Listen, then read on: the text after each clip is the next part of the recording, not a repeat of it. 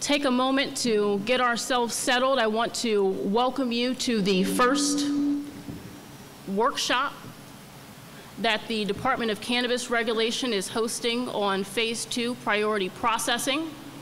My name is Kat Packer. I am the Executive Director and General Manager of the Department of Cannabis Regulation. We have a jam-packed evening for you all. We have representatives from the Office of Finance, Department of Water and Power, Building and Safety. And we can, hello? Okay, that works, awesome. I was confused when I saw the number of attendants. I wanted to make sure we were clear. We're not giving away cannabis tonight. I know that there are a lot of folks who are looking for information from the department, so again, we have a tight schedule. We're going to hear from representatives from the Department of Water and Power, Office of Finance, Building and Safety, and our fire department here tonight. Can we start off with giving them a round of applause for joining us?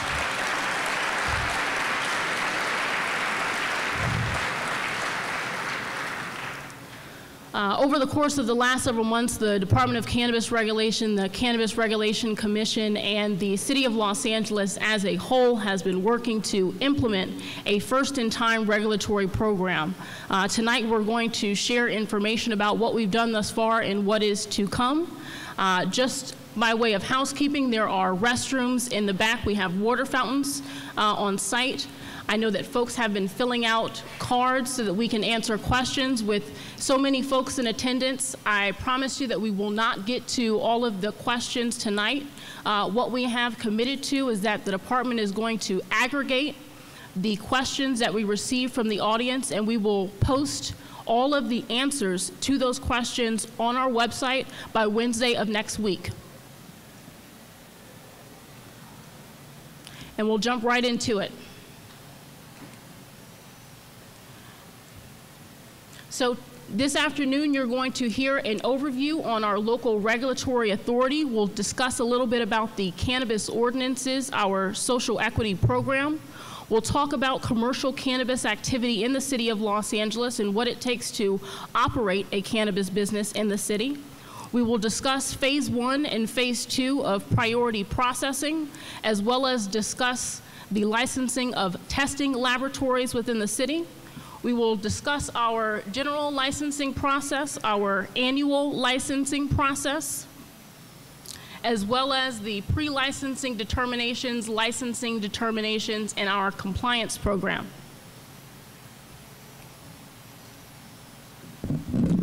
As many folks know, the state of California and the city of Los Angeles are both in the process of implementing our regulatory programs. We won't get into a lot of detail about the state practice, but folks should be aware that there are 3 lead agencies at the state who are regulating and licensing commercial cannabis activity. The lead agency being the Bureau of Cannabis Control, located in the Department of Consumer Affairs. The state of California has developed a great website and resource, their Cannabis portal, which can be found at cannabis.ca.gov. So if you haven't had an opportunity to check out that website, folks should absolutely visit that website. Again, the state of California is in the process of implementing their regulatory programs. Back in December, they released emergency regulations. Not too long ago, they have readopted those emergency regulations with a few amendments. And just last week, we saw, within the last 2 weeks, we have seen proposed final regulations, and this week, various state agencies will actually be in the city of Los Angeles to collect public comment. So what I would urge folks to do is to visit that website and to participate in the rulemaking process at the state level. At the city level, the City of Los Angeles has begun its regulatory program largely with the passage of Measure M back in March of 2017. Measure M essentially did 3 things. It gave the City Council the full authority to regulate commercial cannabis activity, set up new tax provisions, and also set up new enforcement authority within the city. And since then, the City Council has been working on developing a number of ordinances to help craft and frame this regulatory program. I wanted to list all of the ordinances that the City of Los Angeles has moved forward with thus far. All of these resources can be found on our website at cannabis.lacity.org.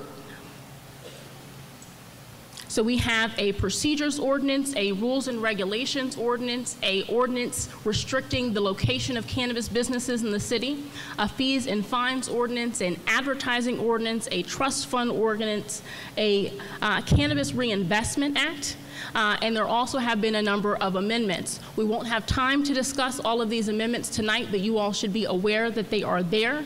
And we are committing to posting a clean copy of those ordinances on our website tomorrow morning, so folks will be able to see all of the amendments inside our new cannabis procedures ordinance. What I want to start this evening from the department's presentation is sharing a little bit about the social equity program, because as folks may know, in order to qualify under Phase 2 priority processing detailed in Section 104.08 of the cannabis ordinance, folks have to qualify under the social equity program in order to get in on the second phase of licensing. So I want to spend a few moments articulating a little bit about the program. So the City of Los Angeles is one of 4 jurisdictions throughout the state of California at this point that has developed a program specifically aimed at promoting equitable opportunities for individuals who were and had experienced past harms due to the war on drugs and past criminalization. Part of what the City of Los Angeles has done is to go forward with conducting a social equity analysis. This analysis identified individuals and communities that were hardest hit by the war on drugs. We looked at where disproportionate arrests were occurring in the City of Los Angeles, and from that framework, a program has ensued. A lot of this program is detailed. I want to take a moment to articulate some of the definitions that are included in the program, and I see folks taking pictures of the slide. I do want to let folks know that everything that is shared tonight is going to be posted on our website tomorrow. So feel free to continue to take those photos, but we are going to post this on our website, and we also have been recording, and so this recording will be posted on the website as well. Some of the definitions surrounding the social equity program. First, we want to define what low income means. There are largely 4 terms that we're going to articulate definitions for: low income, California cannabis conviction, a disproportionately impacted area, and a social equity agreement. Low income, this is being 80% or below of the area median income for the city based on the 2016 community survey. California cannabis conviction describes an arrest or conviction under the laws of California or the United States relating to the sale, possession, use, manufacture, or cultivation of cannabis that happened prior to November 8th, 2016, prior to the passage of Proposition 64. Want to be very explicit in articulating that Prop D violations do not count. Disproportionately impacted area. These were the areas that were identified in the social equity analysis, specifically those that were listed under the more inclusive option. There is a over 120-page document that's housed on our website under the resources tab, which articulates and lists all of the zip codes that are considered to be a part of the disproportionately impacted area. And then the term social equity agreement. Now, a social equity agreement is an agreement between a Tier 3 social equity applicant in the city to provide capital, lease space, business licensing, and compliance assistance to individuals. And it articulates exactly what type of benefits are supposed to be given to the Tier 1 applicants and what benefits are to be given to the Tier 2 applicants. Important to note that there is pending policy that would allow individuals to provide a fee in lieu of the property, and in lieu of providing the actual property. Right now, that policy is still in development. It is pending. And also important to note that while these social equity agreements will be processed by the department, they will be approved by our 5-member Cannabis Regulation Commission. Want to very quickly describe the want to very quickly describe the tiers. Now, there are 3 ways that folks can qualify for the social equity program. Under Tier 1, an individual is either low income and has this California cannabis conviction, or are low income and for a minimum of 5 years have resided in a disproportionately impacted area. There is an ownership requirement that applicants meeting this criteria own no less than 51% of the business. For Tier 3 applicants, either low income and a minimum of 5 years cumulative residency in a disproportionately impacted area, or a minimum of 10 years cumulative residency in a disproportionately impacted area, and an ownership of no less than 33 1/3 by the social equity applicant. Again, Tier 3 applicants can qualify by signing a social equity agreement, and with the social equity agreement, there is no ownership requirement. I want to talk very briefly about the program and some of its benefits and restrictions.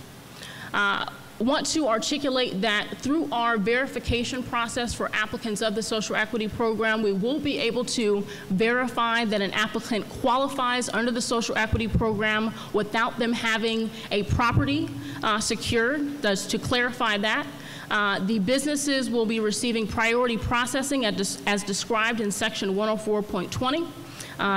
Also, business licensing and compliance assistance, training via incubator. The ordinance calls out a fee waiver if established and access to an industry investment fund if established. There are also restrictions for participants under this program. The Department of Cannabis Regulation would have to approve any control, any transfer of control or ownership. In all fairness, we require all transfers of ownership or title to be approved by the department, so that's not something that is exclusive to the social equity program. We also require a number of disclosures, so any type of operating agreements, financial agreements, loans. We want to see what's going into these agreements between businesses. All of this will be required to be disclosed. And then the last point, specifically on the social equity program, is to stay engaged. We are working very diligently throughout the city to make sure that this program is funded. There are a number of policy areas that still are to be developed. Specifically, we know that there have been calls to expand the zip codes, and that will be pending. We know that there is a fee waiver program or a fee deferral program if established, an industry investment fund if established, and we are looking to community members and equity applicants to share their recommendations so that we can identify barriers to access and remove those barriers. What type of commercial cannabis activity is authorized in the city of Los Angeles? Namely, the city of Los Angeles has authorized cultivation, manufacturing, distribution, retail, and micro-business activities. Specifically, we do not allow mixed light cultivation or outdoor cultivation. I believe the state has over, how many licenses does the state have at this point? At least 40 or so. The city of Los Angeles has 16 different license types for commercial cannabis activity. So we do not expressly authorize every single activity and license type that the state authorizes, but we do authorize 16 different types of commercial cannabis activity within the city. Important to know now, starting after January 1st of this year, in order to engage in commercial cannabis activity in the city, individuals and businesses need two things: a state license and local authorization. Within the city of Los Angeles, applicants and businesses will receive their local authorization from the Department of Cannabis Regulation and Cannabis Regulation Commission. There are ownership restrictions within this program. Restrictions and requirements for the business premises, location. Businesses are subject to findings of undue concentration, which could limit the number of businesses per community plan. There are requirements for businesses to give notice, have a public hearing, and receive public comment. There is a process that has been established for licensing determinations and appeals. There are operating requirements and violations and penalties associated with violating those operating requirements. Want to talk to folks about the order of processing. Part of what we're talking about today is phase 2 of our licensing process, but generally there are 3 phases of licensing within the city of Los Angeles. 2 phases of priority processing, and then the general processing of annual licenses. We'll get into these in detail, but our phase 1 is for our existing medical marijuana dispensaries, phase 2 for the non-retail supply chain, and then we have general processing.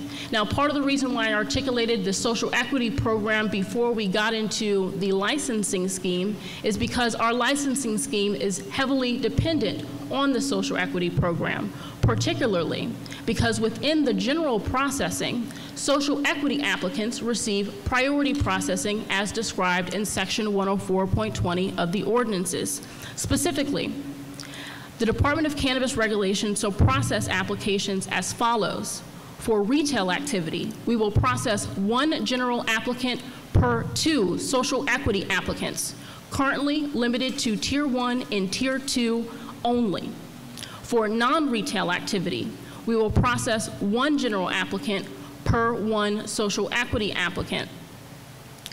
It's going to be important to further articulate that within this priority processing of the social equity program, the City Council has adopted priority processing that encompasses and captures all of the businesses that have received approval thus far. So we'll hear specific numbers later, but just by way of an example, if the department has processed and given temporary approval to 150 existing medical marijuana dispensaries, in order for us to accommodate our mandate to process applications on a 2-to-1 basis, we will be processing 300 social equity applications before we get back to 1 general applicant.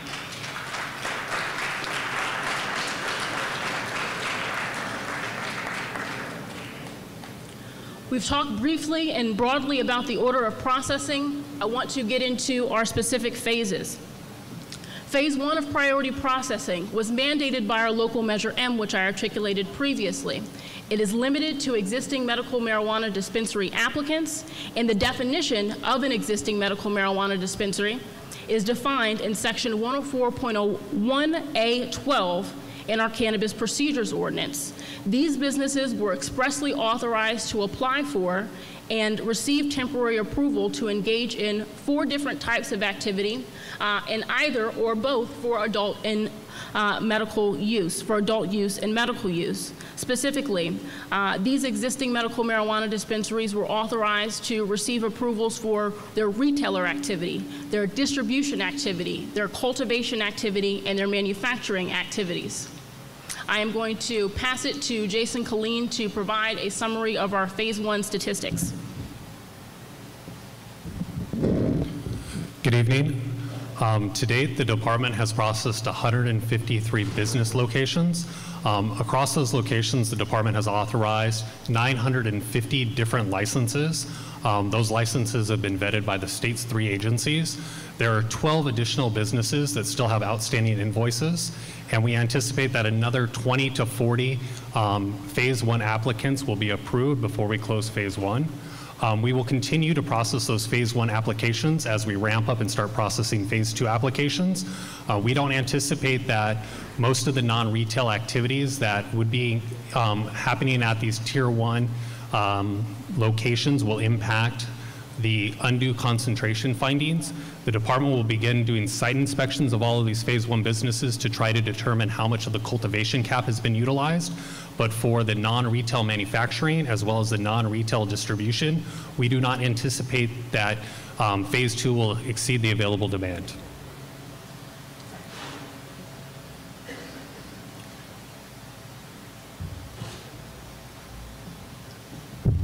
All right, thank you, Jason. For folks who don't know, Jason is one of the newest assistant executive directors of the Department of Cannabis Regulation and is heading up our licensing and compliance unit.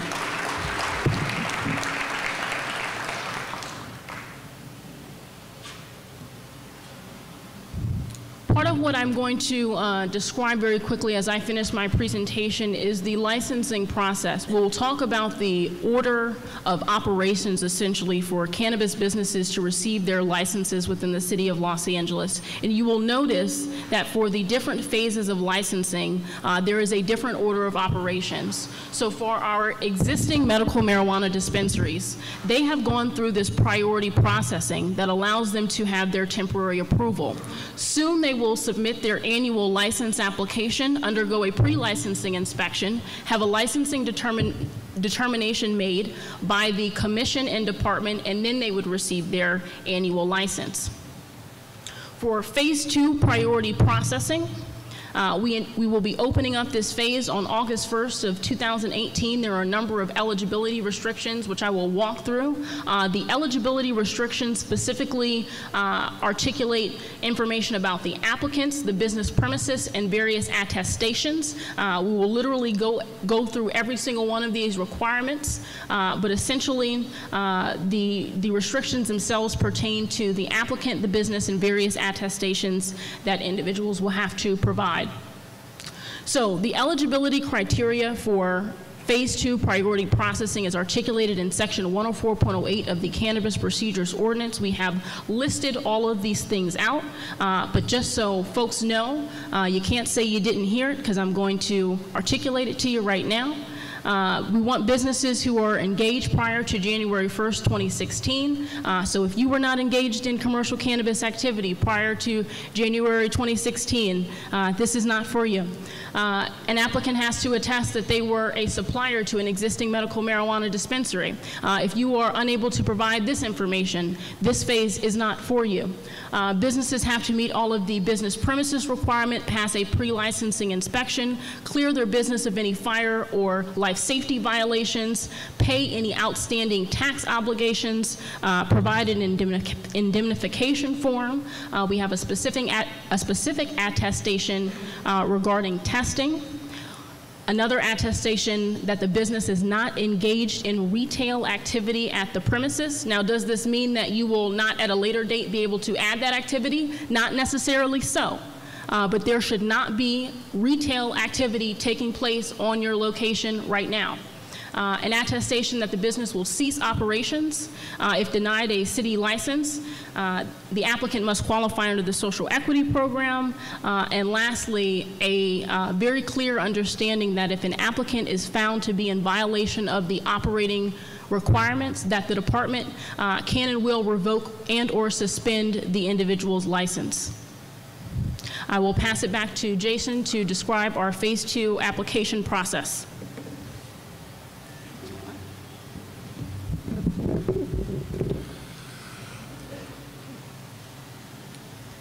So as we move forward with Phase 2, there's a lot of important updates that we've made to our system. Namely, we've created new user roles within the system.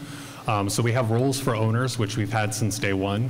We've also noticed that individuals had agents of service who submitted applications on their behalf, and they've basically identified as being the person that they would like the department to contact if we have questions or need additional information. So we've created a user role for agents of service. Additionally, we've identified who the point of contact will be for businesses. The point of contact may be an on-duty manager, somebody who has an ownership role or not an ownership role in the business, but this would be somebody that the various city agencies would be reaching out to as we look to set up inspections at those facilities. We try to troubleshoot complaints and inquiries that have come in from constituents, as well as if we have any types of questions or we need additional information as we move forward with this process. So the way we're basically setting up Phase 2 is there's certain concrete information that the department is going to need in order to determine whether or not the business meets the criteria under Section 104.08. Once we've made that determination, the department and the other city agencies that are at the table will start moving forward with pre-licensing inspections and the vetting of the full application. Now, in order to actually deem an application complete, we're going to have to vet all of the owners that are actually associated with that application. So when we look at the applications, first we're going to try to determine whether or not the business is in fact eligible. And once we've made that eligibility determination and we've done our pre-licensing inspections, we would grant the business temporary approval, which would give them the ability to operate here within the city, as well as apply for their state license. Now, as we continue to process that application, we're going to be looking at each owner to make sure that they meet the eligibility requirements as defined by the ordinance. Some owners may be a Tier 1 owner, some may be a Tier 2 owner, and others may be a Tier 3 owner. And ultimately, the ratio of Tier 1 and Tier 2 owners will determine whether or not that business application will be eligible for Tier 1 or Tier 2. Additionally, one application will be needed for all of the commercial cannabis activities at that location. So under phase 1, applicants had to submit a separate application for medical and a separate application for adult use, and then they had to identify what license types they were going to be pursuing at the state level. So in order to streamline that process, we've made it so that you submit one application, and I'll show you a screenshot from the application form to see what you would be looking for. Additionally, there's going to be application documents that you can determine whether or not you have on hand to submit to the department when you submit your initial application. Some documents are required, others would provide the department the necessary information to try and move your application forward sooner. A lot of the delays that we've seen with phase 1 is getting inconsistent information from applicants and then going back and forth and trading time. So what we're trying to do now is for applicants to identify what information they have on hand so that we can go back and see whether or not that is sufficient. So as we're looking at whether or not an individual owner applies as a Tier 1 or a Tier 2 applicant, you may submit 4 documents and the department may determine that that is sufficient, or you may submit 10 documents and the department may determine that's insufficient and ask for additional information or clarity on those documents. So to the extent possible, please provide the information you have available, and then if that's insufficient to get to an eligibility determination, we'll make a request for additional information. The eligibility evidence is for the Tier 3 applicants. As you know, the social equity agreements will have to be approved by the Cannabis Regulation Commission. We do not anticipate that anybody will have that ready day 1. So we've established declarations to identify that you are going to, for a Tier 3 applicant, to identify whether or not they are going to support a Tier 1 or a Tier 2 social equity applicant. Now, once we get to a full application and before we grant annual licensure, that would be the point at which the department would require the contract to be on hand, and that contract would have had to have been approved by the Cannabis Regulation Commission. Additionally, we're going to request information that will be utilized by the Office of Finance and the Fire Department as part of our process. We will be making case management referrals to the Department of Building and Safety. So your premise diagrams will be reviewed by the Department of Building and Safety. And if they determine that the premise diagram is sufficiently close enough to the use, then they may not schedule you for an inspection. However, if your premise diagram and the use is incompatible with the activities that you've proposed at that location, you would enter the case management services with one of their plan check engineers and start moving through that process. For the Office of Finance, individuals most likely do not currently have BTRCs, so we will ask that you submit a BTRC registration form so that when you go to pay your invoice at Office of Finance, they can start to get you into their system. They can't give you a 2018 BTRC until you have a license or a temporary approval issued from the department. However, they would start getting you into that process so that once you've actually gotten your temporary approvals, you won't have to go back to their offices. We can either have them mailed to you or we could have them, you come and pick them up from our DCR office. And then of course for the fire department is going to require a statement of intended use. That is linked to our website currently. Basically, once you've completed that form, that will be routed to the fire department so they will understand what activities will be happening at that location to ensure that their inspectors know so that when they go out and do their pre-licensing inspections, they have the appropriate staff. So we're hoping that with those changes that will help streamline this process and get people to temporary approval a little bit quicker than phase 1. So when applicants go into the form, they're actually going to go ahead and register or log in if they have an existing account. Once you've logged in, you'll go to applicants and licenses. You will select either apply for a license or search for a license.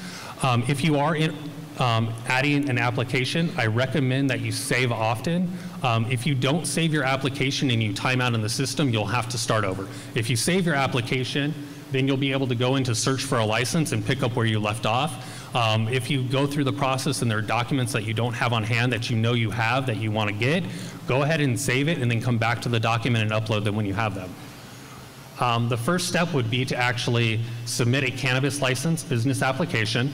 So either one of the owners, the agent of service, or somebody else associated with that application will have to go on and initiate the application process. Once that's done, as part of this process, all of the other owners associated with business will be identified in the application, and once the application is submitted, they'll receive an email to go ahead and link up their owner application record to this particular business.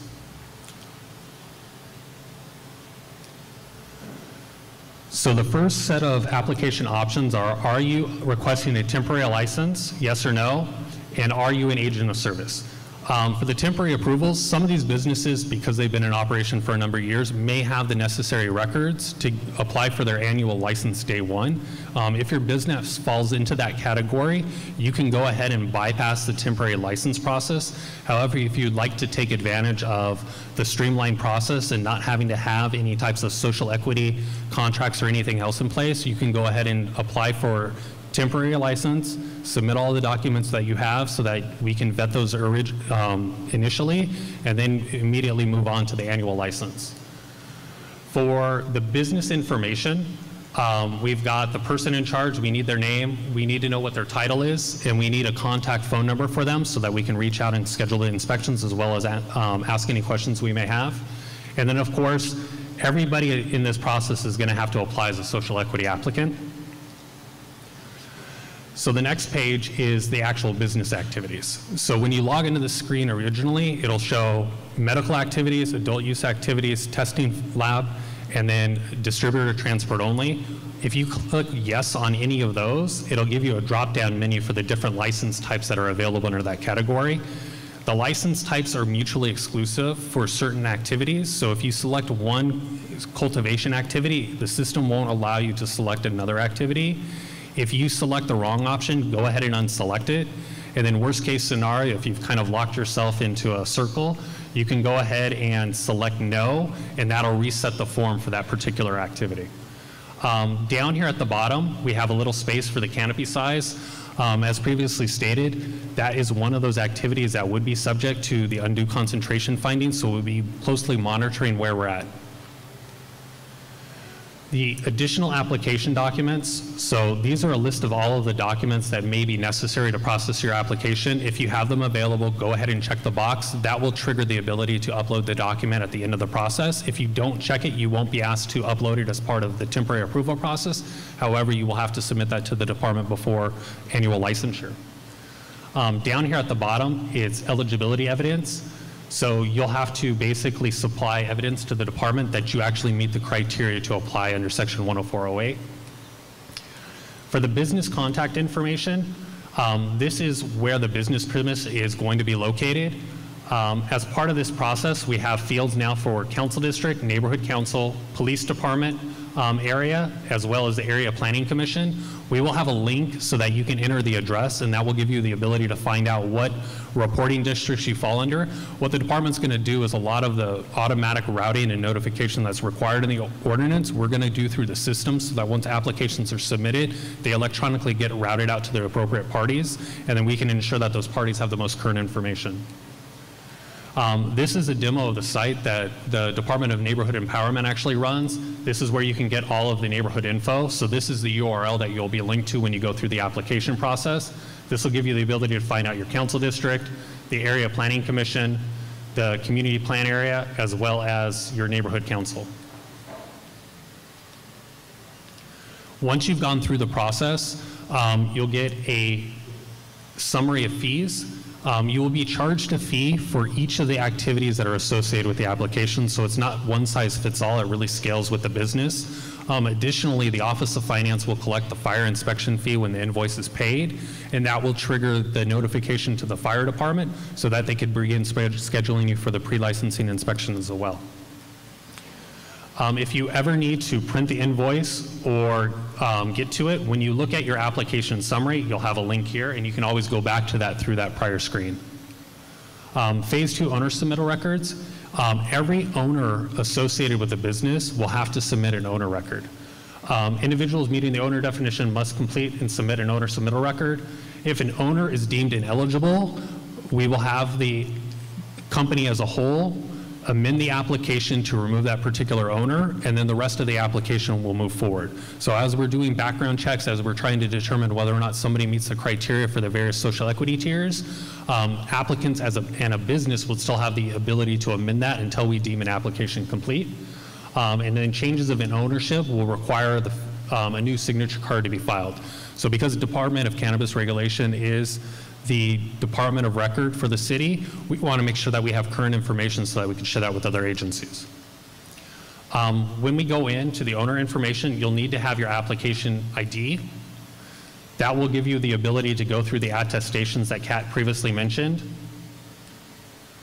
Once you've gone through that, you'll have the opportunity to select what tier you're applying under, tier 1, tier 2, tier 3. That will drive the questions and the documents that you may be asked to upload.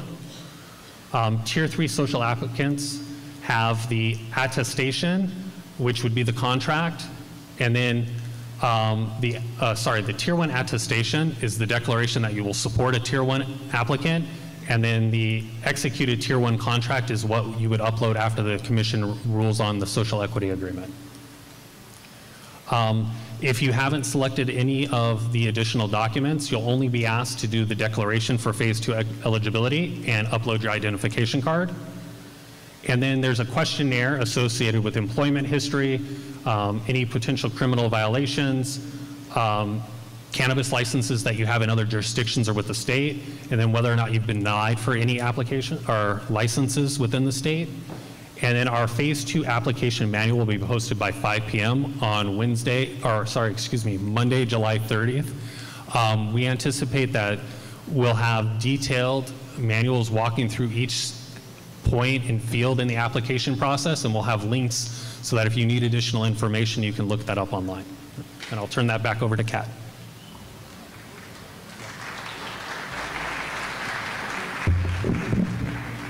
And when did we say that the resource guide will be posted? Okay. So again, the resource guide will be posted on Monday, July 30th. Again, everything that we're sharing this evening is going to be available online. We have folks recording in the back, our PowerPoint presentations, all of this information will be available online. Want to very quickly walk folks through the rest of the application process for operators in the city. Want to make a quick note about the testing lab applications. We will begin to receive information from businesses who are applying for testing. I know over the course of the last several weeks we have been finalizing an attestation form.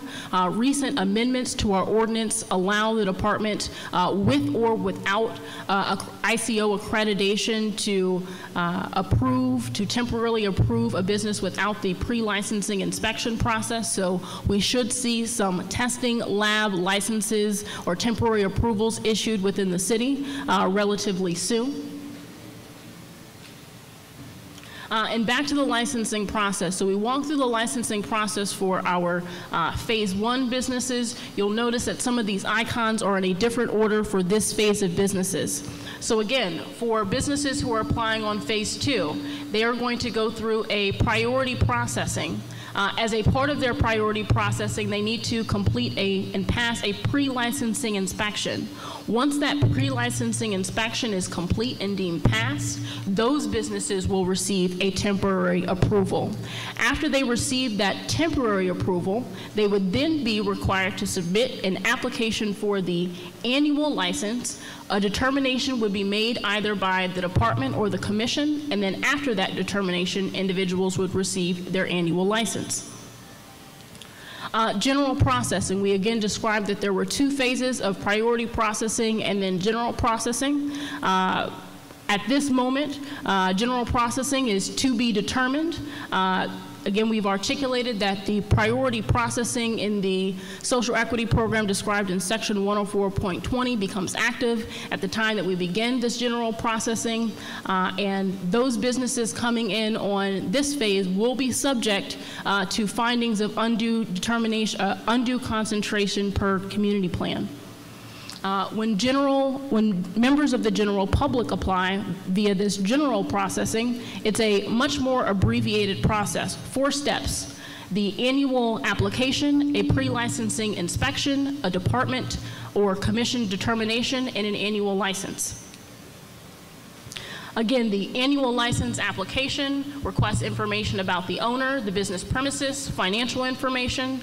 We require a number of commercial cannabis activity plans and detailed descriptions, security plans, workforce information, and various attestations.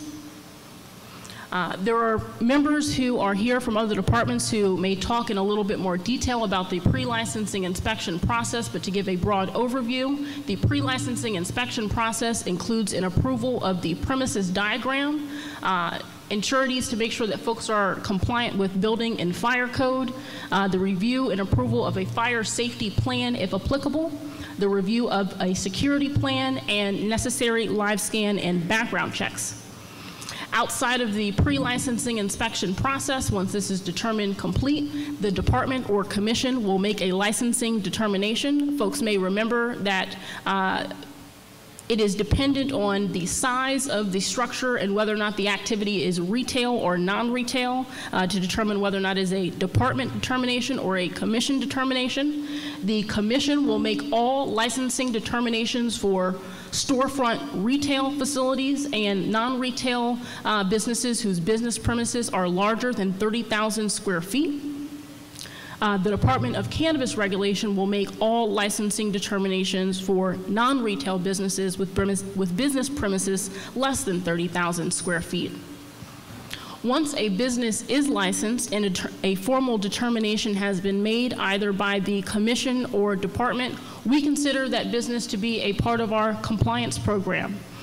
Important to note that once businesses are a part of our compliance program, again, there is no transfer of ownership or title without approval from the department, or change of address without approval from the department. State and local law require that the local authorization and state license be prominently displayed. There is a strong expectation for businesses to comply with all of the operating requirements. Businesses who are part of our compliance program and applicants are subject to inspection, investigation, or audit without notice. And individuals who are found to be in violation of our rules, regulations, procedures are subject to administrative action, which could include the various penalties that are described in our ordinance, number of fines that are described in the ordinance, and again, suspension or revocation of the license. And lastly, you have just heard from the Department of Cannabis Regulation, our Assistant Executive Director.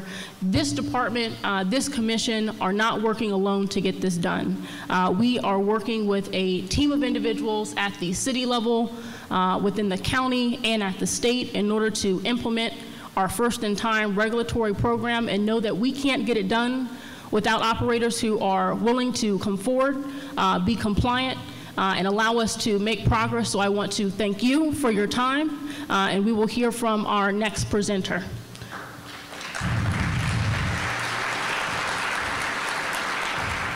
I want to introduce Alexander Freeman from the City Attorney's Office. Thank you. Good evening. Yes, I'm Alex Friedman. I'm a deputy city attorney, and I'm one of the in-house counsel for the Department of Cannabis Regulation. I'm going to continue where Kat left off, talking about a very quick overview of the compliance requirements for Phase 2 applicants who receive temporary approval. The most important point to understand is that those of you who expect to qualify for Phase 2 processing and receive temporary approval must be prepared to meet all of the city's operating requirements immediately upon operating. Under city law, all temporary approval holders must comply with all the operational requirements that are applicable to the license type for which they've applied. So if you receive temporary approval for a manufacturing license, for compliance purposes, you'll be considered to have an annual manufacturing license. There's no grace period once you get temporary approval. It comes with an immediate obligation to meet all of the applicable rules and regulations. So review the regulations well before you receive temporary approval. If you're confused about any of them, call into DCR to clear up exactly what you need to do so you don't find yourself in violation after you start operating. One of the consequences of violating the regulations may be revocation of your temporary approval, so this is an obligation to prioritize. You'll find the city's operating requirements in regulation number 10 of the city's rules and regulations. You can find the rules and regulations under the resources tab on DCR's website. And regulation number 10 starts with several dozen generally applicable regulations that apply to all license types. So no matter what type of license type you're applying for in phase 2, these regulations are going to apply to you. Following these general regulations, there are specific regulations that apply to your license type. So if you're manufacturing, look under the section that says manufacturing license, and there'll be additional requirements. You also, of course, have to comply with a number of state regulations, and although the city's regulations are the same or close to the same in many respects, there are a number of additional city regulations that are not found in the state regulations. Just some examples are prohibitions on exterior mounted devices like security gates, very specific outdoor lighting requirements, prohibitions against allowing any parties or special events anywhere on the business premises. So you can't assume that just because you've complied with the state regulations that you're in full compliance with the city regulations. If you do that, you might miss one of these city-specific regulations, and you could be putting your temporary approval at risk. The regulations also require that temporary approval holders comply with all generally applicable state and city laws. So these aren't specifically listed in the regulations. These are just the general rules and regulations and state and city laws that apply to any business, like state and city labor laws, fire and building codes. If you are found in violation of these, that would be a violation of the rules and regulations, and that could also be a grounds to revoke your temporary approval. It's also very important to understand that the temporary approval holder and the licensee is deemed fully responsible for all violations committed by employees or agents.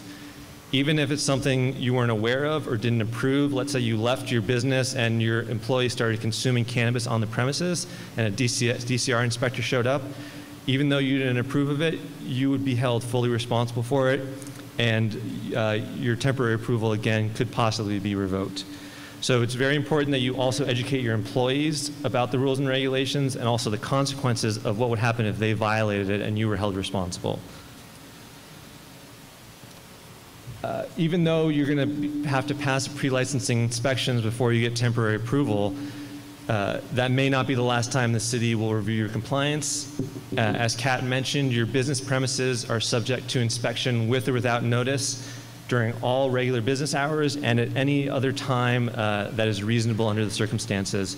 DCR may also be assisted by other government agencies like LAPD, LAFD, and state and county regulators. Under the rules and regulations, you're required to give them access immediately. You can't delay, you can't demand that they set an appointment. You also cannot provide them any false or misleading information. If you do that, that's also grounds to revoke your license. I've already mentioned that violating the rules and regulations could result in temporary approval revocation. There's additional consequences I've listed out here. So even if your temporary approval is revoked because you violated some requirement and you have to stop operating, you would still have your license go before DCR, the Commission for Final Approval. Well, those violations that were committed during the temporary approval period could also be grounds to deny your annual license application. DCR can also order an administrative hold on your cannabis goods, impose monetary fines or stricter operating conditions, and other government agencies and law enforcement can take appropriate law enforcement action. So lastly, I just want to stress the importance of staying informed of changes to the regulations. Council and DCR may make or amend regulations in the coming months or any point in the future. It's important that you know about them. They'll be published and notice will go out to comply with the legal requirements, but you need to make an effort to make sure you know they're coming up to get your business in compliance. Even if you didn't see that they were posted or notice was given and you violate it, you would be held responsible for those violations. If you don't know how to track legislation on council's website, call into DCR. They can give you an update on any pending regulations that are going through council. DCR will also be posting notice of any regulations they make. And if you're uncertain about whether a regulation applies, contact DCR as soon as possible. Definitely do it before you start operating so that you don't put your temporary approval and your license application at risk if you're found to be in violation. That's all I have, and I'll turn it over to our next speaker.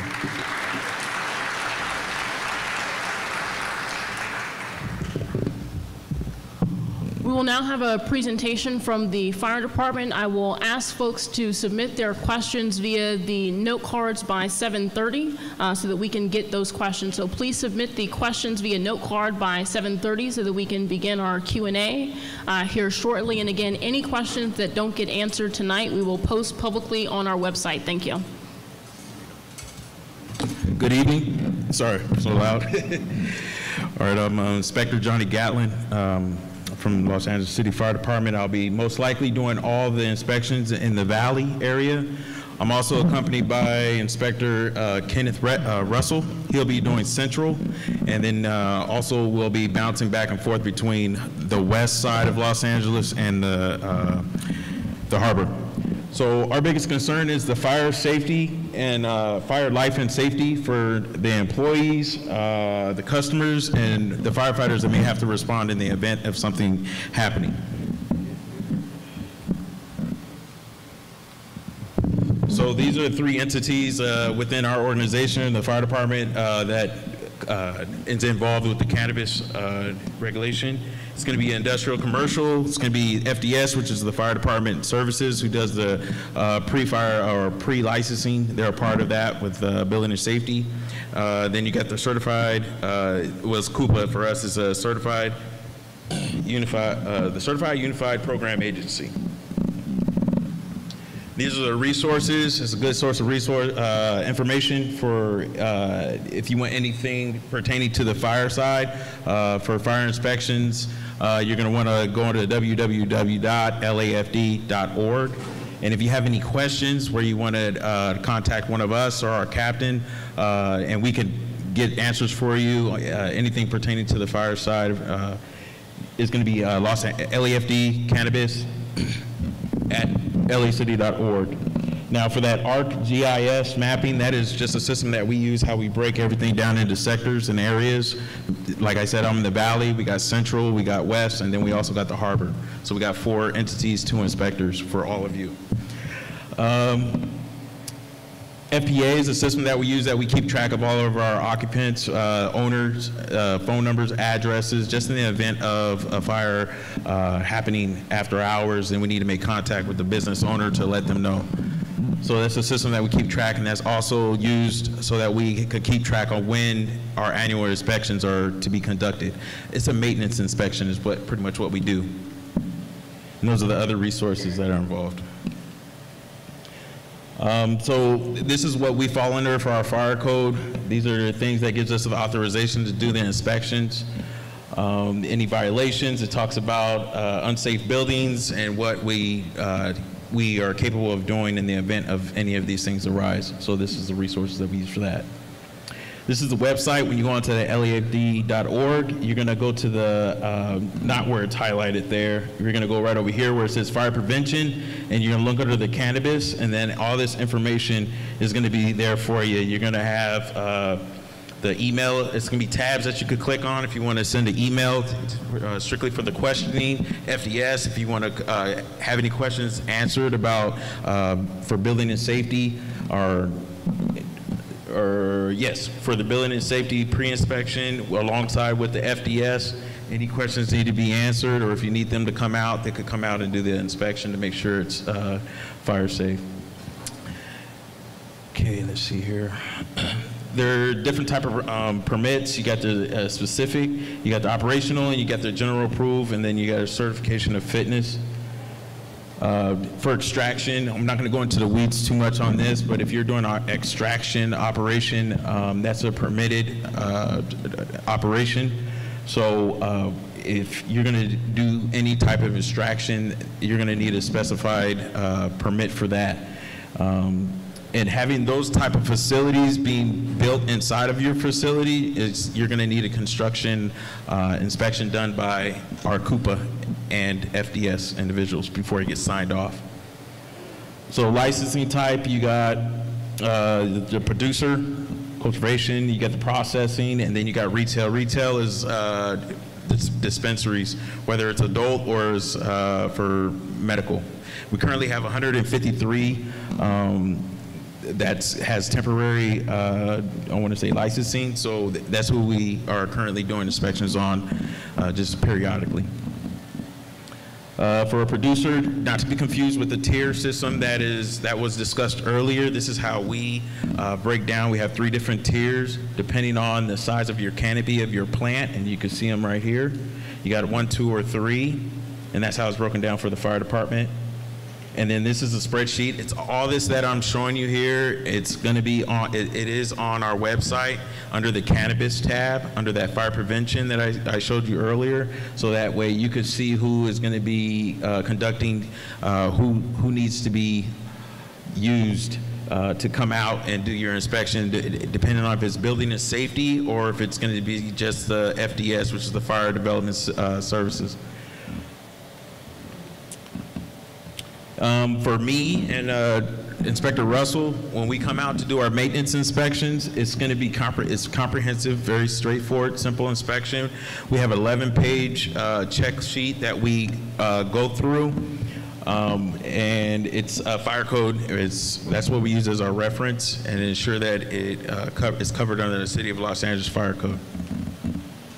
So the big thing for us, I'm going to make it real quick and simple because I know it's hot, is signage. We want to make sure that it's visible for the fire engines, fire trucks that show up on scene, that you're labeled, your name of your occupancy is there, address, numbers, and everything is visible from the street.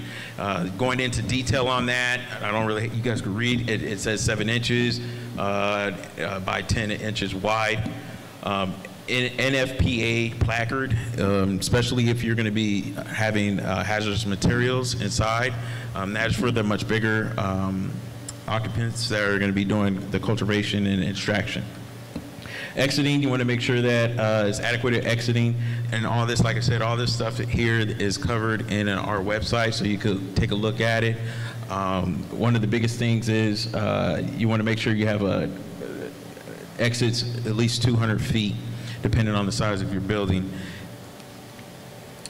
Okay, I'm not going to really go into this because I talked about the signage, I talked about the placards, and then you report your quantities. If you have any quantities of hazardous materials, you need to report those to the fire department. I'm not going to go into that. So if you have a pre-existing building, make sure that it falls under the current fire code and fire life safety precautions. Okay, I'm not going to go into any of this here. This talks more, it goes into the weeds about extraction processes.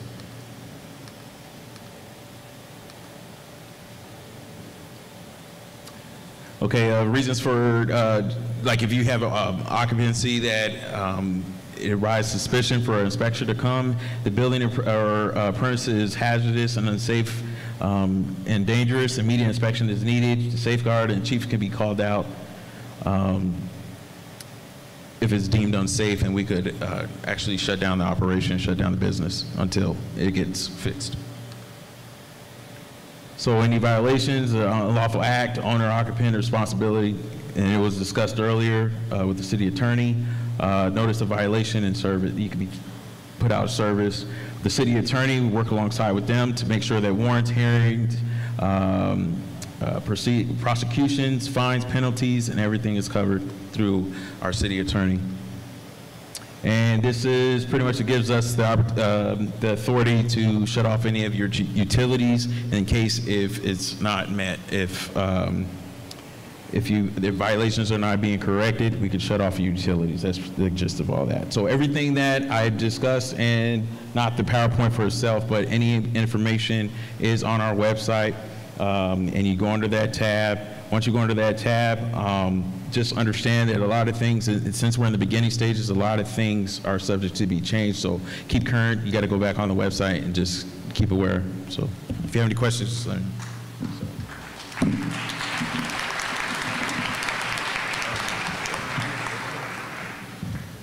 All right, thank you so much. We will now hear from our Department of Building and Safety.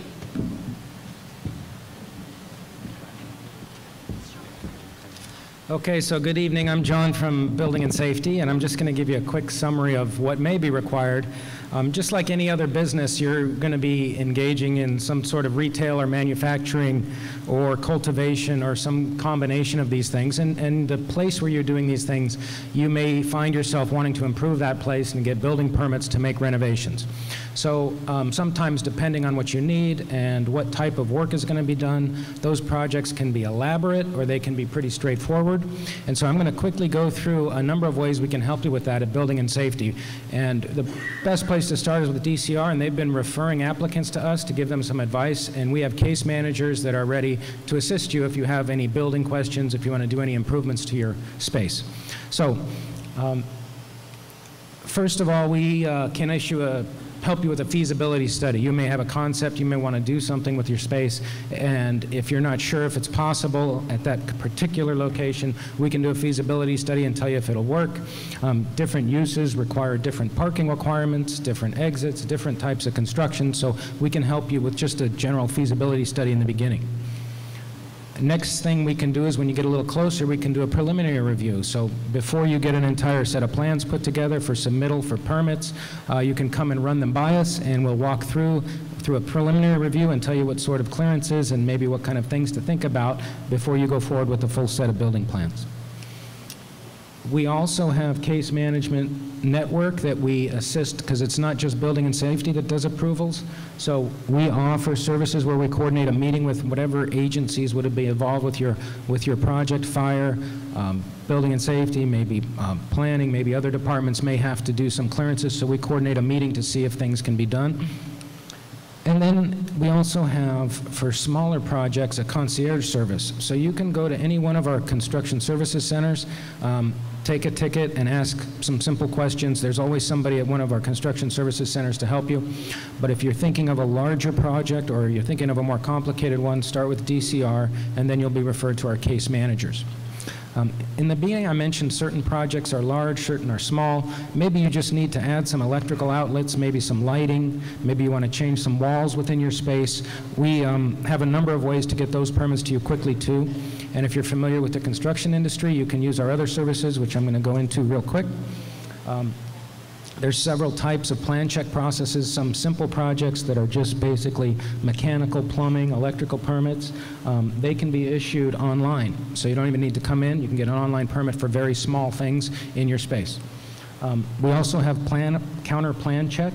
So this is a service that offers an over-the-counter review of your plan. So once you have something together, maybe you're just adding a wall here or there, just a minor remodeling, some counter space or something, you can get that checked over the counter, and we can issue permits right over the counter for that. We also have commercial plan check for slightly larger projects. Certain examples are storefront alterations, suspended ceilings, disabled access improvements. Certain things may get triggered by your project, and we can do that, some of that over the counter. And then we have another counter plan check service that if the project's even a little bigger than those, it just takes a little longer. You make an appointment, and then you can sit with the plan checker at the counter, and they can go over the requirements and if there's any corrections. And then the last thing we have is if you're going to build a building, or you're going to add on to a building, or you're going to add some real significant modifications, you submit to regular plan check. And the case managers that were with you in the beginning, they will assist you through the regular plan check submittal process. And so that's where we are with what Building and Safety can do to help you get your businesses up and running. Thank you. Thank you.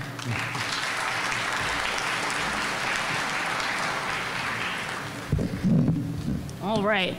We will now hear from General Manager Claire Bartels, who is fortunate enough to be here with us here tonight. So thank you so much, Claire. Thank you, Kat. And I want to start by saying thank you to all of the members of the Department of Cannabis Regulation for being great partners. I am indeed the Director of Finance for the Office of Finance, which is also code, if any of you don't know, for the tax collector of the City of Los Angeles, which probably easily explains why I'm here this evening joining you. But I'm here also in great part to simply say thank you to all of you here tonight for your interest in becoming a legalized business in the City of Los Angeles. And given the heat of the Valley on this occasion, I also seriously want to thank you all for coming out this evening and making the effort to come and learn what it takes to be a compliant business in the city. Because compliance is our business. But I wanted to assure you that as City Tax Collector, the Office of Finance is genuinely looking forward to doing business with each and every one of you. As I said, yeah, okay, that wasn't meant to be a joke. It was really sincere. But I appreciate that. Honestly, as I said, we are all about compliance in Office of Finance, and that's our job. But our job is also to make it as easy for you to do your business with the Office of Finance as possible. So upon licensing by the Department of Cannabis Regulation, we intend to make it as easy as possible for you to register your business with our office and to remain compliant. That's key. So in order to do that, we'd like to take a moment to walk you through what it will take to register and remain compliant. And to do that, I'd like to invite up a member of my team, Mr. Brent Santos, who is the head of our cannabis tax unit within our customer support division, who many of you may be seeing one day soon at the City Hall branch office. Thank you. Thank you, Brent. Thank you, Claire. Good evening, everyone. So I'll try to make it short but very informative.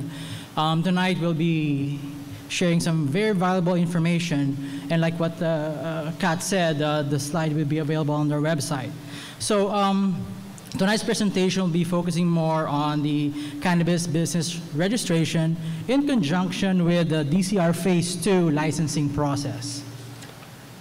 So before I proceed with the actual process, let me just define the role of Office of Finance.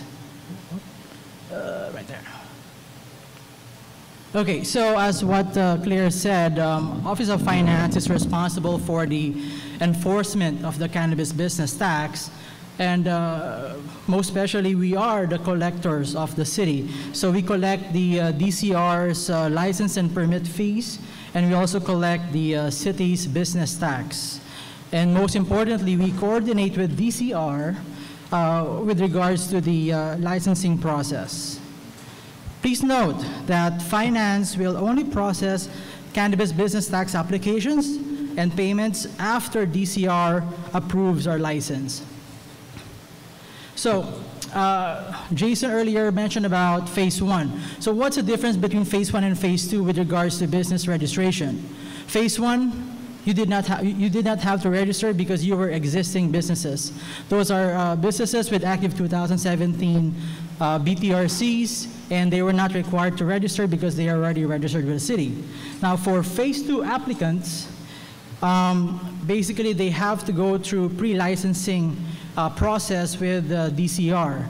You can actually go to DCR's website, which is cannabis.lact.org, to apply for the pre-licensing.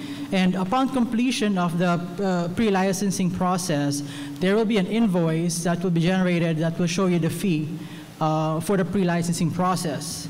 Now, it's important to bring this invoice to Office of Finance when you want to pay, basically. So you have to bring this invoice together with your business tax application.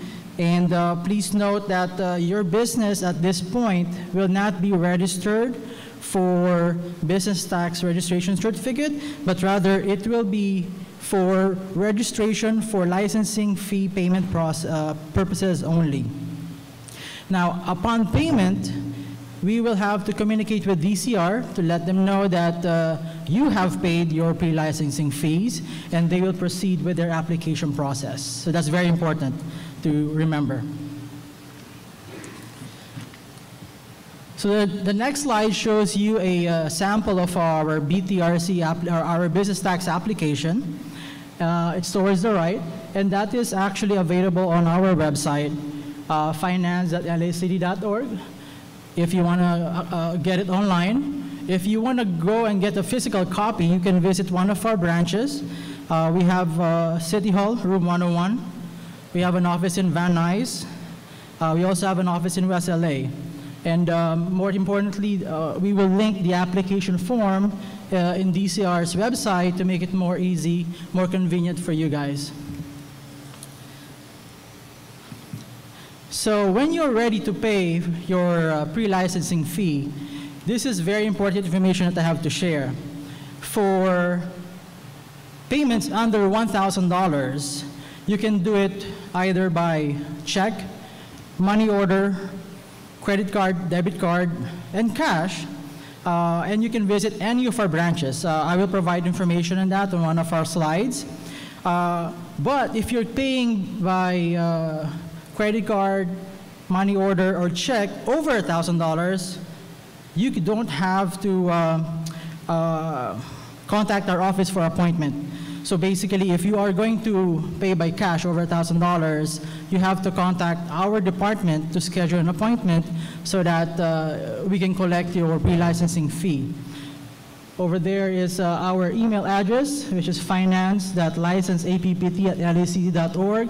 That is our main contact information to schedule an appointment if you are paying cash over $1,000. Otherwise, you can go to other branches. No appointments required.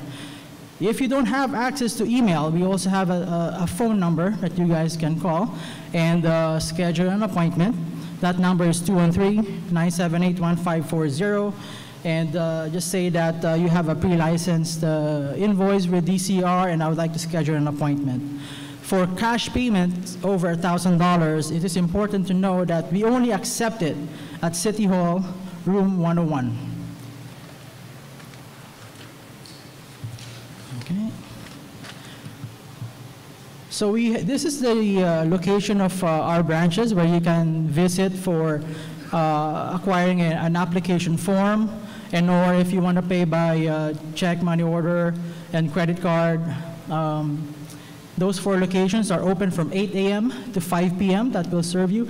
The most closest branch for you will probably the Van Nuys Civic Center location. So you can visit them, and they're open from 8 a.m. to 5 p.m. Now, when you go there, make sure to bring a copy of your DCR invoice together with the completed application form. Now, the most important thing is once you guys are reviewed and approved by DCR, the fun part is now you're subject to the business tax, which is a requirement for all businesses in the city of Los Angeles. The only difference is for cannabis operators, you have a licensing review process that you have to go through as compared to a regular business. The next slide will show you the business tax rates. Once you start your business, once you start operating your business, you will be subject to business tax depending on your cannabis activity. It's pretty much spelled out in detail. And before you actually are taxed, you will have to be licensed by DCR for those following activities.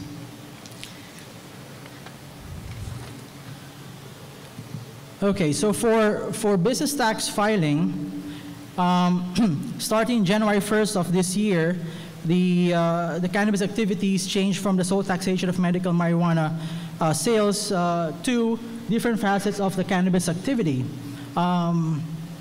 Also, most importantly, what is the business tax filing process?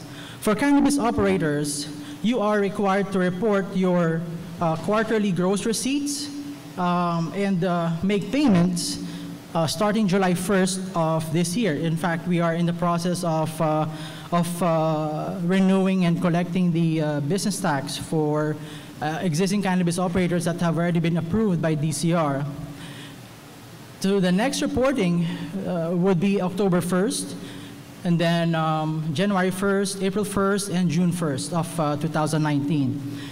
In July 1st, 2019, the taxation for cannabis will now move from a quarterly reporting and payment system into a monthly reporting and payment system.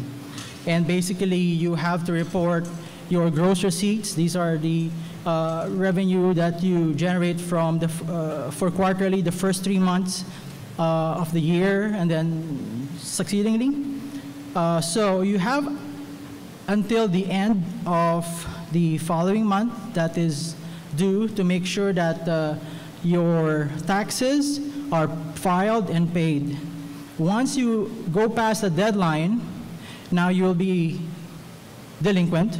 And one of the requirements of DCR is to be in good standing, to be able to keep your license with them. So very importantly, for your business tax renewal, you can do it either online, by mail, or in person. For business tax filing, we also follow the same payment process, where if you are paying over $1,000, you will have to schedule an appointment with us. The following slide will show you our contact information. Just send us an email and also give us a call when you're ready to register your business and pay for your license. Thank you.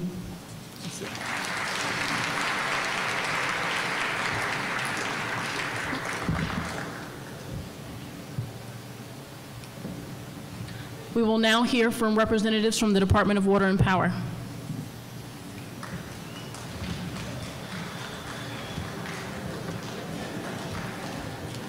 Thank you all. Good evening. My name's Adam Chan, and this is Rudy Monroy. We're just going to go through a brief explanation or introduction on how to get service with Department of Water and Power, because you guys are going to need electricity and water for your growing operations, right? So there's 3 ways to get basically signed for service. We have the online function, telephone, or service centers. So you don't have to worry about jotting any of this information down. There is a handout on the table right there that has all the numbers and email and web links that I'm going to mention through this presentation. So our service centers, actually, we can collect cash, credit, check, money order. In terms of credit cards, make sure that they have a Visa or MasterCard logo. So one important note is that if you wanted to do your online application, it requires 2 business days as opposed to 1 business days for the telephone and the service center. So here's some of the things that you would need to establish that account with LEDP. So name, corporation, LLC. So make sure that what you're filing under is recognized by the state of California, because that will come back in later in terms of my presentation for that situation that needs to be rectified. Make sure you tell us what type of business you are so we can target message you and get you some information concerning programs and rebates and stuff that we have available. And be sure that you understand that all service requests are subject to a review for deposit. So load schedule, we'll talk about that later with Rudy when he gets more in detail in terms of the service planning aspect. So LEDP requires that basically we do a monthly billing, and we need access to read and inspect your meters at all time. So non-residential accounts are billed monthly. So if you establish your account and let's say in 30 days you don't see a bill, call us. Make sure that we have the right address and nothing's lost in the mail, because that basically will get you into collections and then ultimately severance, and then you don't want to be without power while you're in your operations. So let's see. So make sure that we have access to your electric meters and your water meters. So if there's any debris or any lock gates and everything, make sure that our meter readers are given access on those dates, and then if necessary, contact our call center and have those notations in there so that we know where to obtain access. So I'm going to hand it over to Rudy for basically the service planning portion. Hi, I'm Rudy Monroy. I work, I'm the district engineer for the San Fernando Valley. I'm just going to have like 3 slides I want to present to you. Generally, when you're going to start your enterprise, you're going to either own the property or you are going to rent a space. And so, this is kind of briefly go over what the different steps would be depending on what sort of a situation you're in. So, how do I advance it? Uh-oh, did I turn it off? Okay. All right, so at ladwp.com, there's a simple 9-step process that's outlined. This is actually a new rework of our website to give potential customers that are planning on doing renovations or upgrading the electric service. It gives them a very succinct way and a step-by-step process on how to go through the process. The first step, I'm not going to get too much get into detail here, but we're going to have, if you need to do construction, sometimes you'll need temporary service. A lot of times the spaces that you're going to be renting already have electric service that's inadequate, so you want to make sure that you'll have temporary service in case, obviously for construction purposes. Make sure that you work with a licensed electrician to assist you with your electrical needs. Confirm all the requirements. Part of that process is to have your licensed electrician provide the Department of Water and Power with an application with load schedules, so the department can make a determination whether the electric service that you're moving into or the space that you're moving into is adequate. Confirm all the requirements with your inspector prior to constructing. So the DWP will generally, once you made your application, DWP will commit the service, and then you'll have a pre-construction meeting with the DWP inspector and sometimes the Department of Building and Safety to also review what you're about to construct. You'll obtain the permits from the Department of Building and Safety so they can do their inspection as well. You install your service infrastructure when necessary. It could be as simple as a panel, an upgraded panel, and also make sure you get your inspections done, pay for any electric service costs, set up your billing account, and then DWP will perform all the necessary work to provide you with electric service upgrades if needed. Okay, the other key page that you're going to want to utilize at dwp.com is Find the Right Person. So if you go into our landing page, you'll see up here a little search bar, and you just type in Find the Right Person, and that gives you a list of different representatives that you will be able to contact to start the process. Okay, I think that's it. Oh, and one last thing, there's electric service planning guide at the front desk, as well as applications. So this is important. So service will be disconnected and/or removed if illegal connections or tampering of our system or there's system damage is found, and we will not notify basically the owners or the occupants of that facility. So this is basically a safety hazard or a theft issue, and there will be no notification, and if you are caught doing that, then your service will be basically severed. So why do business in LA? So we have a lot of benefits for you in terms of rebate programs, incentives, and technical assistance even. So some of the programs in terms of our commercial customer performance program that will help you out on your HVAC, your dehumidification, and your industrial processes. We have our commercial lighting. That's more geared to LEDs, but there are other avenues that you can utilize the LEDs in terms of your office area. One program that's particularly note is actually the Water Technical Assistance Program. Will actually evaluate your water savings and study what benefits in terms of that type of savings and actually rebate you on your actual savings. And if you wanted to do all these things, how are you going to get the capital and the funding? We actually do have a utility infrastructure loan program that's available, and the current rate right now is like 4%. So that's on par with a lot of commercial, actually better than a lot of commercial loans. For those businesses that aren't currently in LA and want to relocate to LA, we do have a business promotional bill credit the first year you actually get about a 7% reduction in your bill. Subsequent, the next year would be 5 and then 3%, so it makes our rates really advantageous. And then in terms of lighting, we do have an outdoor area lighting, so for security measures or purposes that you require constant dusk to dawn lighting, this is a thing to look at. So these are some tidbits of the programs that we have. We're short on time, that's why we've cut our things to just brief overviews, but the information, everything that's available is in our packet. You can always find us on ledp.com, and then that phone number there is for our Commercial Resources Center, and that's really for our business customers. So thank you.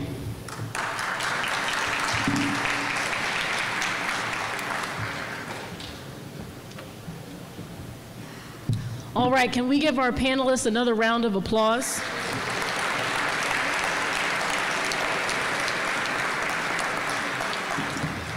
I think it's important to note all of the different stakeholders who are a part of this regulatory program. I know that as the Department of Cannabis Regulation has been growing from a department of 1 to now a department of 10, we have made significant progress. I promise it makes a difference, even just to the extra couple of minutes that I can sleep at night. And I heard you guys have something for that. What I want to be able to do while I have folks here is to invite Michelle Garakian up here to introduce herself. She is the Assistant Executive Director as well. Want to take a chance for her to introduce herself. We have another workshop that's coming up, which she can announce, and then we will break for Q&A. We have received over 200 questions in the time that we were here, so glad that we're not a department of 1 and that we have staff on hand that can answer these questions. So I will invite Michelle to introduce herself, let folks know about this next workshop that we have, and then we'll start our Q&A. All right.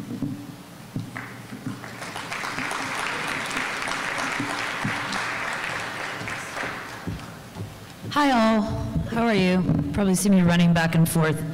My name is Michelle Garakian. I am the Assistant Executive Director for the Department of Cannabis Regulation. Where Jason is going to be focusing on licensing and compliance. He's really the guy you want to talk to. Just kidding. Sorry, Jason.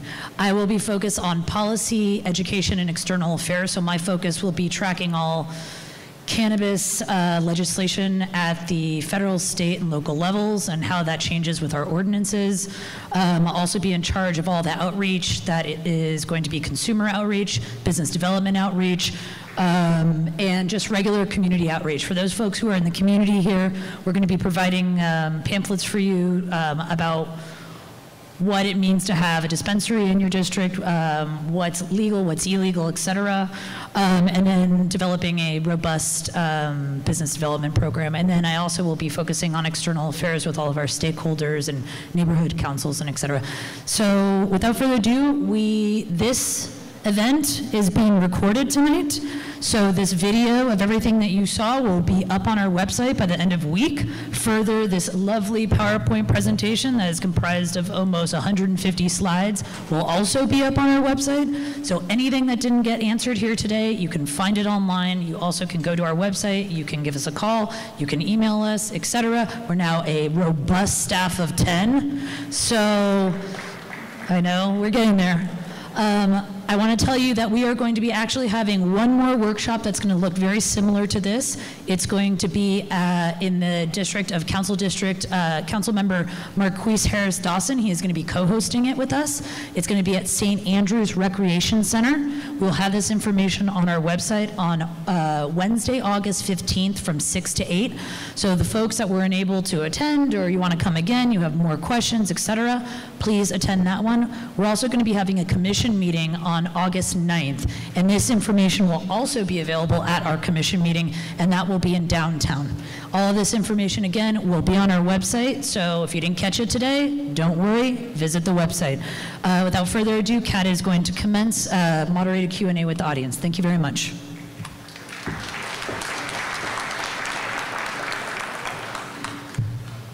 All right, so again, I appreciate folks bearing with us tonight. I know it's a little warm in here. I've maintained to keep on my jacket until the end of the night. We have the space until 8, but we did get started a few minutes late, so we're going to ask if we can stay just a few minutes over. I will ask questions, do this moderated Q&A until about 8:05. We'll see how many cards we get through. Again, we received over 200 cards with questions. Part of what we have tried to do over the course of the last hour and a half is to give a comprehensive overview of our regulatory program. We have had staff pull out questions.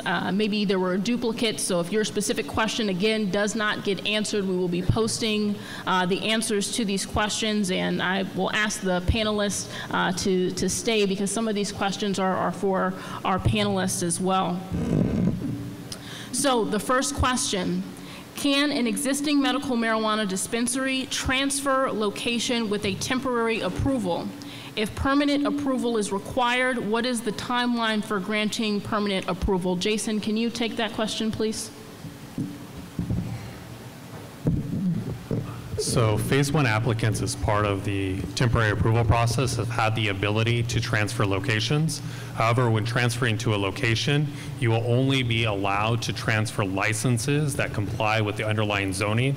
So if you have an existing business that is completely vertically integrated and you're in a commercial zone and you choose to move to another commercial zone in another area of the city, you will most likely only be allowed to transfer the retail license, and you may be allowed to transfer a portion of the cultivation license, assuming that the cultivation activity is a small percentage of what the overall floor area is. And by definition, building and safety considers small something less than 10%. So yes, until an application is deemed approved, you can move it as part of the phase 1 process. However, you still have to comply with the underlying zoning. Thank you. This next question is regarding the social equity program. I'm actually going to direct this question to you, Alex. What specific documents will the Department of Cannabis Regulation accept to prove eligibility for the social equity program? What will you accept to prove residence, a prior California cannabis conviction, et cetera?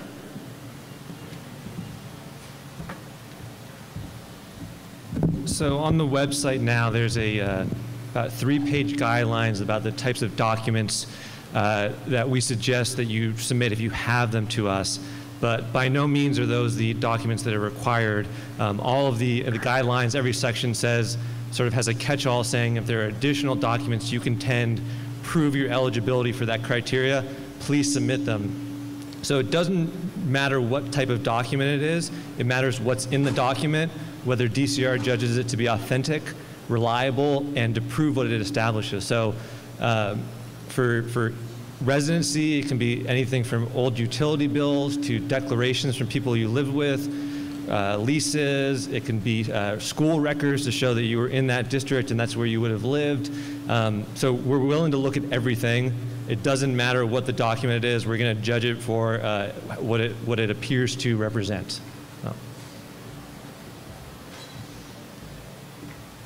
Thank you, Alex. And I noticed that some folks are leaving. What I will do is I will ask folks, if you are stepping off to the side and you're having side conversations, I will ask that folks leave the space because we are in this auditorium. It will carry. The next question I will answer. As a social equity applicant, do you have to have a location to be approved? So the short answer is no, you don't need to have a property identified to be verified as a social equity program participant. You, of course, will need to have a property identified and have passed a pre-licensing inspection before a business was granted any type of approval to operate. Next question, will the city provide a letter confirming temporary license approval for applicants to give to the state? What is the form of local authorization that will be provided to the applicant? Jason, can you take this question? As part of the application process, when a business receives their temporary approval, one, they get a temporary approval license from the Department of Cannabis Regulation, as well as their 2018 business tax registration certificates from the Office of Finance.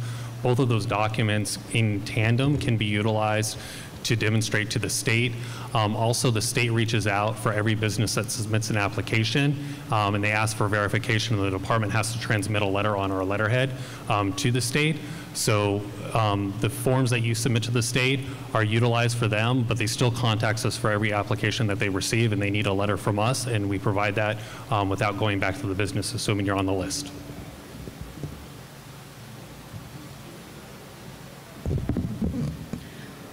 Thank you, Jason. This question is going to be directed primarily at John and Alex.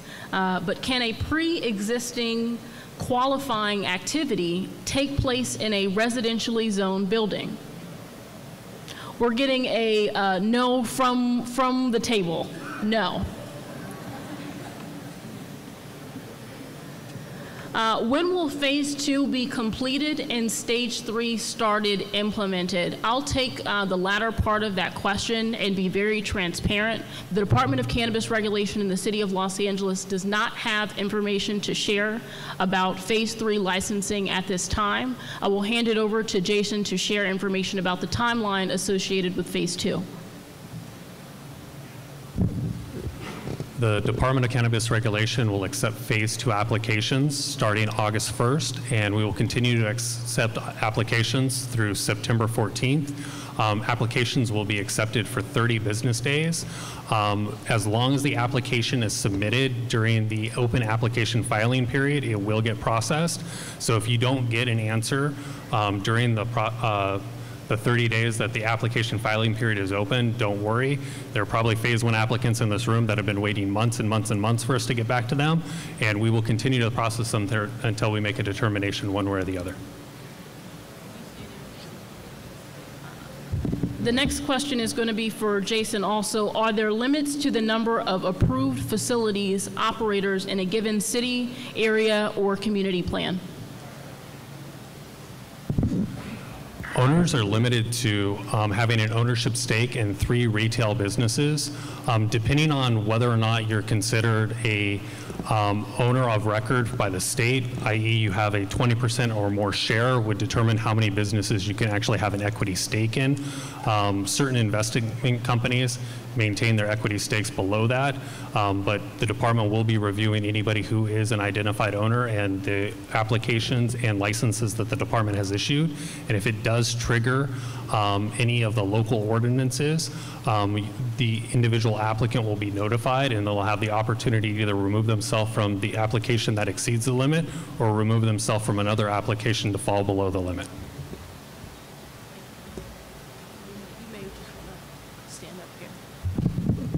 This question is for John. Will the Department of Building and Safety be releasing any cannabis-related guidelines soon?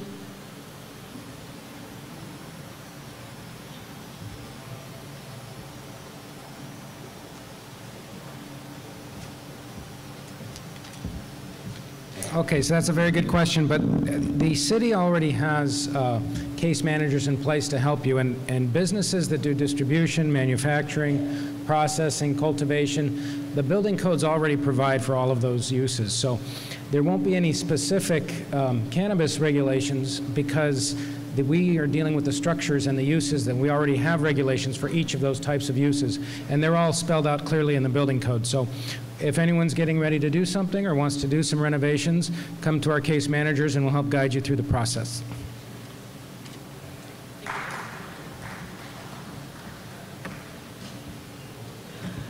This question is for the fire department. Do the premises have to be fully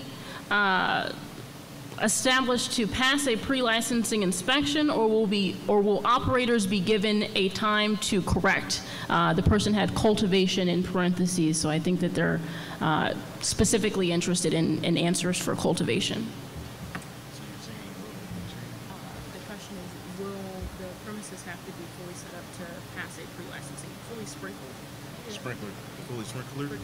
Yeah, the question said, does the facility have to be fully sprinklered? Yes, it does. That's part of the process of going through the pre-fire or pre-licensing inspection by FDS when they're the final sign-off on the checklist of personnel on this panel here for you to get your licensing and permits. So yes, it does have to be sprinklered because in the event if something was to happen and the sprinkler does not work, everything goes up. So that just keeps the fire in check, so it does have to be in place. Hope that answers. Say again? Is that for cultivation? That's for all. That's for every occupancy. They need fire sprinkler. Now, if it's retro, it has to be retro. Like it's a pre-80. What was that? Dorothy May ordinance. That's something that I think within the city, you have to send an email to that Cannabis, LAFD, cannabis.org, and we could get more into the details on that because we don't grandfather, like I said, we don't grandfather pre-existing buildings, and everything in the city has to be sprinklered, and it's for a reason.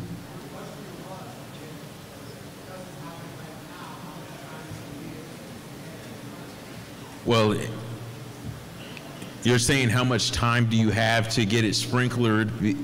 Well, before pre-inspect, that's part of the process of being pre-inspect. You have to show that you have an appointment or you have something in place where it's going to be installed. If you could show proof of that and have it coordinated with whoever your FDS, your Fire Development Services, or your Building and Safety Inspector that's come out, if you could show them proof that that is going to be put in place, then you could go ahead and move forward. But if not, then you can't. And I'm going to cut off any additional questions. Oh, I'm sorry. Yeah, just send the email if you know with the question.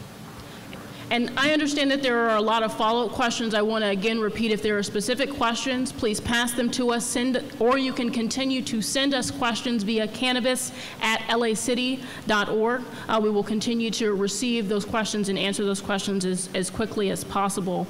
To provide a little bit more context, as it relates to the pre-licensing inspection as a part of Phase 2, now there are requirements in this pre-licensing inspection that businesses just aren't going to be able to show that they have passed before the 30-day period runs. So do not be concerned. The department is not going to consider your application itself to be incomplete if you are unable to provide evidence that you have passed a pre-licensing inspection during that process. There are certain criteria that we require businesses to provide to the department within that 30 days that we will expect businesses to submit within that window, but specifically the pre-licensing inspection is not expected to be complete within that 30-day window. That being said, the city is developing and implementing a coordinated effort to launch this regulatory program. There are certain processes that you can seek right now with some of the stakeholders who are here. Other processes are going to require you to be routed through the department. What we can work on internally is trying to clarify for members of the public and applicants what exactly they can seek without DCR's help and what we actually want them to come through our process for. Because one of the things that we want to be clear about is that there are, in the grand scheme of the city, limited resources dedicated to regulating commercial cannabis activity, and we don't want folks skipping the line that haven't come through our internal process first. So we will provide that clarity. This next question is going to be primarily for Alex. I think you may have answered the question in part, but I'll ask it again in this way. Since many cultivators remained underground for years, how do you furnish enough proof? Does more proof mean more priority?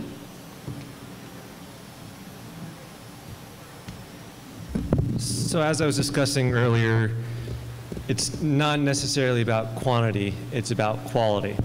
Of course, we want to see as much as you have. So the guidelines that we have posted online list a number of examples to show that you were in business prior to 2016 and that you were supplying an EMMD prior to 2017. So think of anything that would reflect your business operations. If it's notes, if it's receipts, if it's emails, You can also submit declarations from employees, from the people that you supplied. All of those should be as detailed as possible so that the DCR can evaluate whether it's credible. So a declaration from an employee should list out times, specific volumes of business that were done, anything that they can remember from the period that would help to prove that.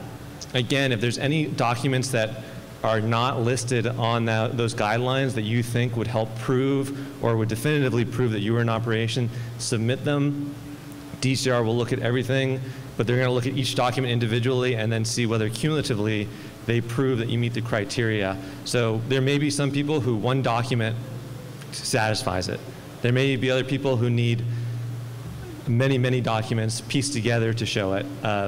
Beyond that, look at the guidelines. If you have questions about additional documents or what any of those documents mean, contact DCR and we'll do our best to give you as much guidance as we can.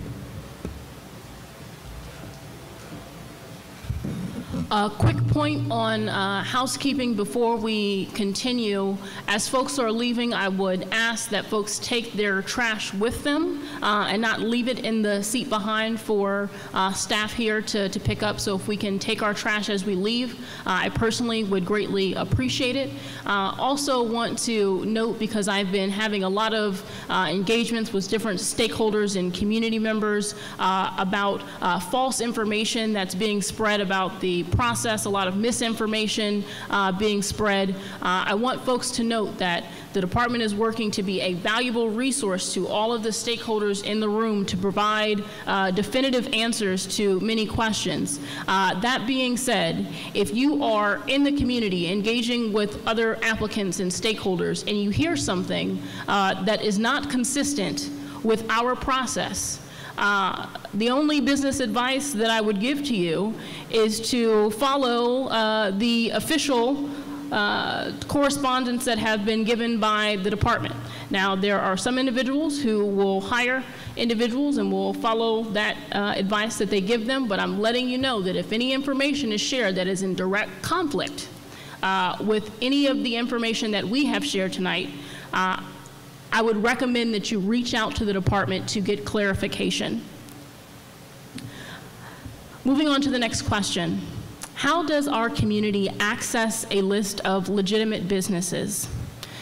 The Department of Cannabis Regulation on our website at cannabis.lacity.org has a tab called Legal Businesses, where we do provide a list and map of all of the authorized retail locations throughout the city.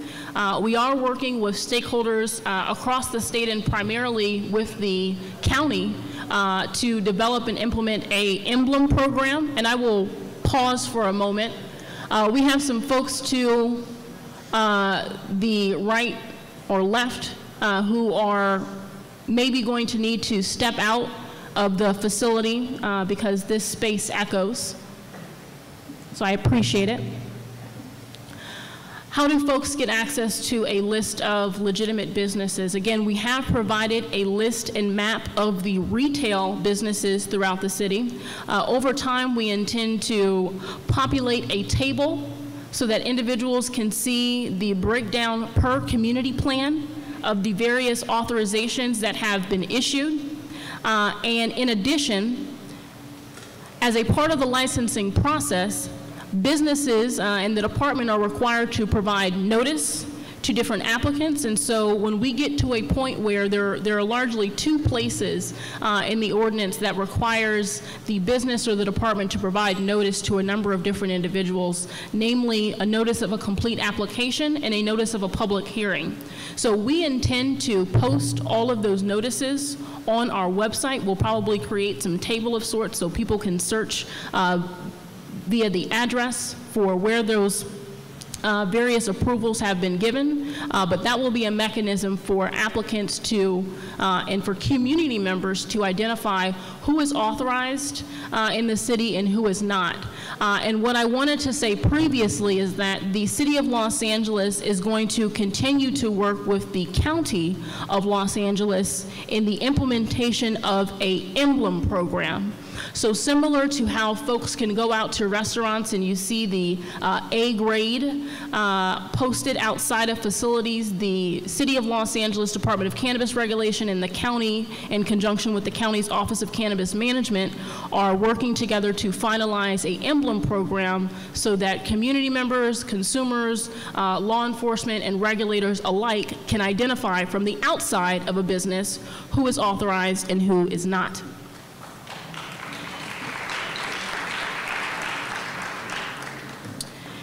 If an applicant has a city temporary permit, and just for clarity, officially, we provide two forms of local authorization, a temporary approval and an annual license.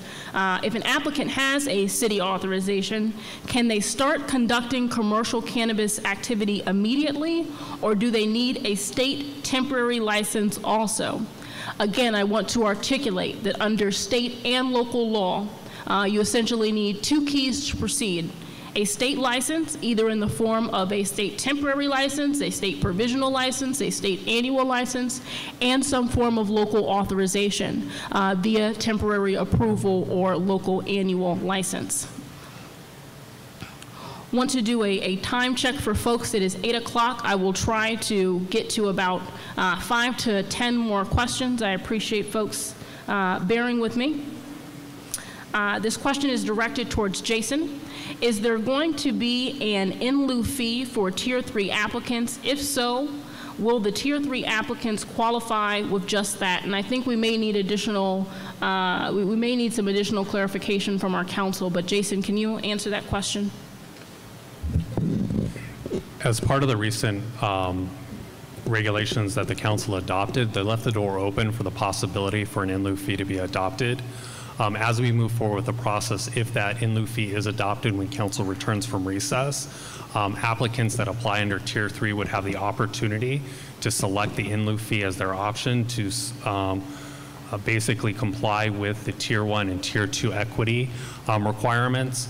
If an applicant is moving through the process and they choose not to utilize an in lieu fee if adopted, then they'd have the ability to move forward with the social equity application and contract with the city that would help a Tier 1 or Tier 2 social equity applicant.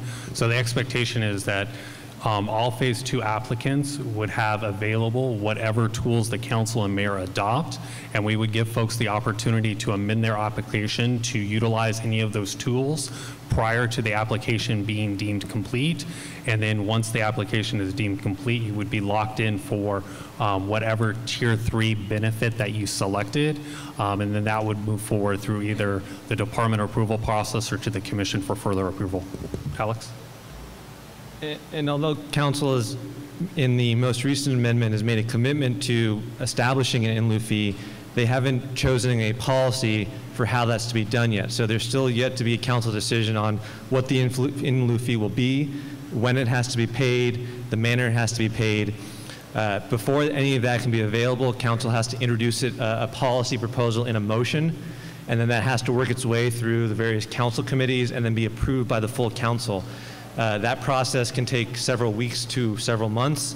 So if you're interested in the in lieu fee, you should try to keep track of council's activity starting in August. If you, again, as I mentioned, don't know how to track legislation through council, call DCR and we can update you if council has moved forward. But as of now, there's no policy details whatsoever, and council may go in all sorts of different directions.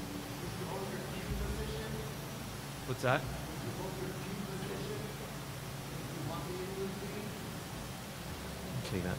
Yeah. So the Q position is the question. So when an application is submitted, basically it's assigned a license number, and that's the application number that we work from.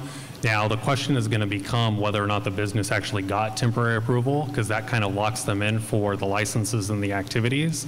For most of those Phase 2 licenses, as mentioned before, if you're doing cultivation and or manufacturing, there's no current cap on the activities that the department is approving. Cultivation is the one that we have concerns about hitting the cap as part of Phase 2.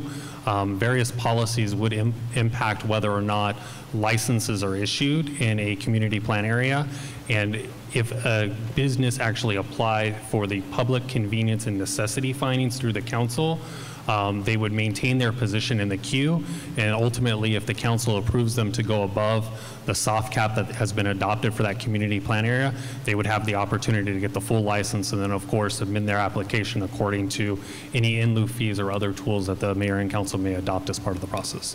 So the answer is yes, you're locked in when you submit your application. However, your ability to select from various tools and the kind of the timing of that may impact whether or not any other applicants move forward in the process before you.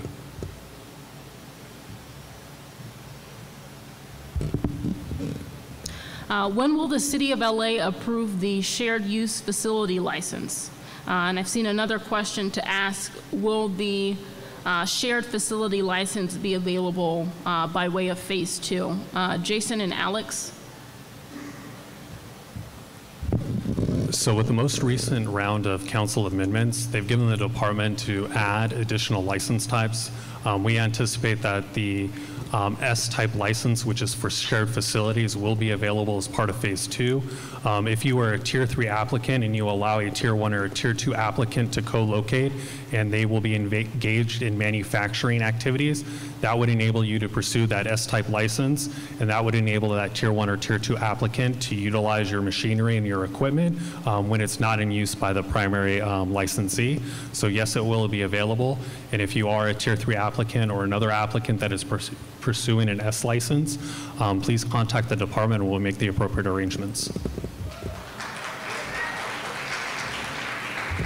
All right, I'm going to do 3 more questions, and Jason, you're up for this next one. In phase 2, will new testing laboratory applications be accepted? Can you clarify our application process for testing labs?